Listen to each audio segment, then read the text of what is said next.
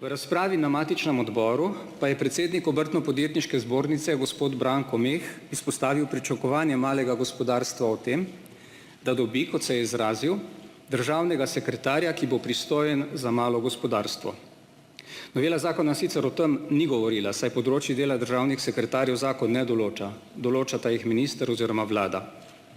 Gospod Meh je tudi v razpravi izpostavil predvolilne obljube, v katerih smo vse politične stranke, razen Levice, zagotovile, da bomo področju malega gospodarstva namenili posebno pozornost tudi z imenovanjem državnega sekretarja oziroma celo ministra za to področje.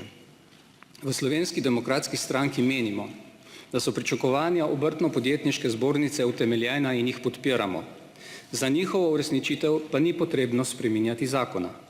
Iz tega razloga sem danes na ministra Počivalška naslovil pisno poslansko pobudo, v kateri sem ga spomnil na predvolilne obljube, ki jih je pred volitvami dajala tudi njegova stranka, in ga pozval k imenovanju državnega sekretarja za področje malega gospodarstva.